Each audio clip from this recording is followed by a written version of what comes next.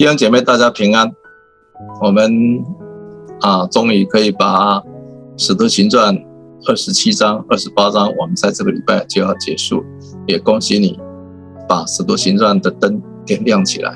阿克爱点灯，就是可以帮助我们在读圣经的时候，怎样把圣灵的话、神的话吃进去，成为亮光，照亮这个世界。我们今天27章就是讲如何在暴风雨里能够宁静安稳。其实在风浪中，我们可以另外一个思考，就是考验我们是怎么样的一个人，我们的信仰是不是可以经得起风浪。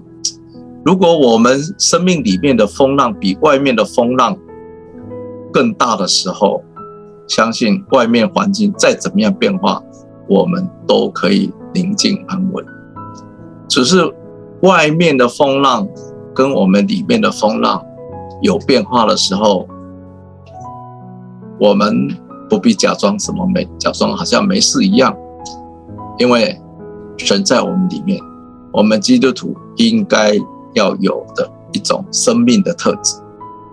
所以我们今天要来看看，到底在风浪中我们应该有什么样的风浪特质，使我们可以平静安稳的。当然不是压抑，不是假装看不见。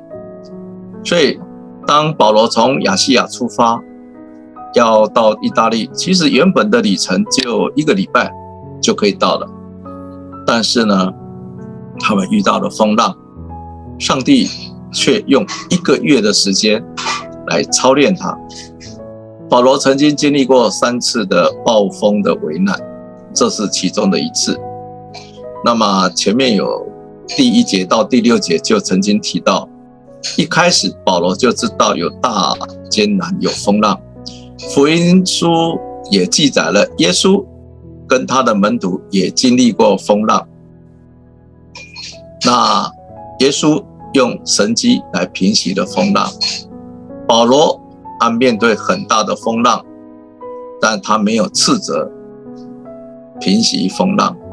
但是保罗的内心跟耶稣一样，一点都不怕不惧怕，可以像耶稣在风浪中一样的躺卧睡觉。这一点真的很不简单的。我们遇到大风浪，怎么样能够平安度过，而且还服侍其他的人。所以我们一定要有一份心里安稳才行，但这不是人人都有的。这个旅程是在赎罪日跟新年前后，当那时候就要进入到这个冬季的季节，风大浪大，非常不利航行，所有的船只其实都会停航的。这时候从东北往下吹了一股寒风飓风，保罗坐在那艘船，他就是被狂风抓住并搁浅了。所以在这个大风浪的时候，这船摇摆得很厉害。那这艘船呢，是运谷物的货船，所以因为狂风的关系，被迫把部分的谷物还有器具必须要丢到海里。所以这一段海上的历险，也有其他跟保罗一起陪伴的，包括作者路加，他们都感到很绝望，觉得在海上暴风雨好几天都没有看到太阳星星，又有狂风巨浪吹逼，心中都没有了指望。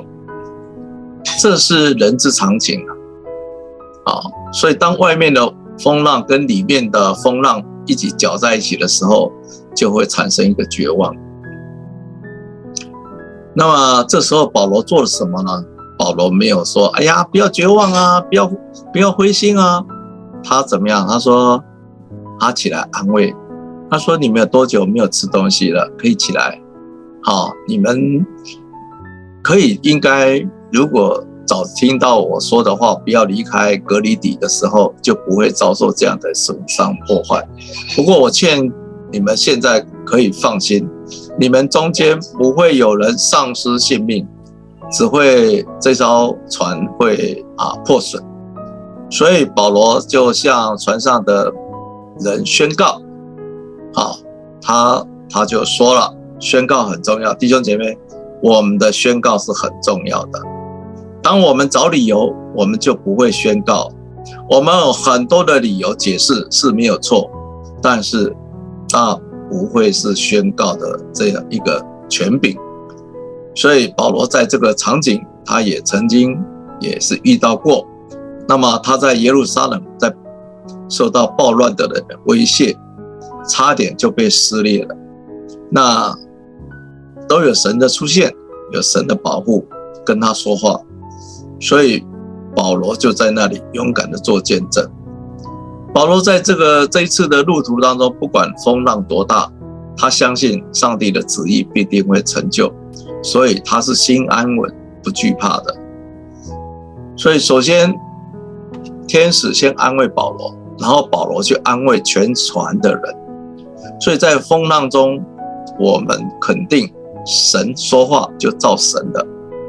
所以他又补充跟众人说了，可以安心的，可以放心的，我相信神怎么样对我说，事情就怎样成就。所以他说我们会又撞到在一个岛上。所以保罗有神的话就安心了。弟兄姐妹，你有神的话，你应该要安心的，而不是焦躁不安的。接着是经历漂流，在押解保罗的船在亚底亚海的漂流了将近半个月14天。这时候水手们发现海水越来越浅了，他们害怕会搁浅，会撞到石头，于是抛下那个船的锚。天渐渐亮，保罗仍然劝大家安心放心，吃饭吧，对不对？你不要已经饿了14天了，所以吃饭，因为这是跟你们的生命有关系的。先把担心烦恼的事放一边，你们每一个人的一根头发也不至于损坏的。保罗说了这话，然后呢，他做了一件事情，就拿起饼来，在众人面前祝谢了神，拨开吃了，所以他们也就放心了。那船上总共有276个人，所以他们都吃饱的。他们把船上的麦子也都丢到海里，好让船可以轻一点。这里路加很仔细的记载，也让我们联想到耶稣的5饼2鱼，在都没有东西的时候，他却是有一个孩子把这个饼送到耶稣的面前，喂饱5000人，得着生命的祝福。所以同样的，保罗他们的船遇到船难，被冲击的支离破碎的，连负责管犯人的军官都说，你们会游泳的先跳到海里，游泳上岸，其余人的跟着他们跳，要抓紧船上的木板碎板上岸。那他们听了都照做了。所以弟兄姐妹，如果我们有孩子在考试，那可能很不幸的他们确诊的时候，我们真的是要相信神必定让他安心，让你安心。你焦虑是没用的，好好吃饭吧。你确诊的，能吃就多吃，不要说哎呀我吃不下，也不要担心，因为你越担心，其实只有越让自己越没有盼望的。神就要我们宣告，宣告就得着祝福。所以鼓励弟兄姐妹，真的要为你们的孩子宣告，为你自己宣告，常常宣告，照样的凭着信心去做就好了。本来士兵他想要把囚犯给杀了，因为恐怕有人会逃脱。那这时候保罗在这个当中就出来俯视说，没有一个人会逃跑，没有一个人会淹死。结果呢，船上这276人全部都安全的抵达到岸上，就好像天使所应许的。那这个岛叫做马耳他，这岛上的住民呢，十分的土著，十分的仁慈，他们也乐意的照顾遇难的人。后来天气渐渐的好转，保罗就被带上另外一条船，又押解到罗马去了。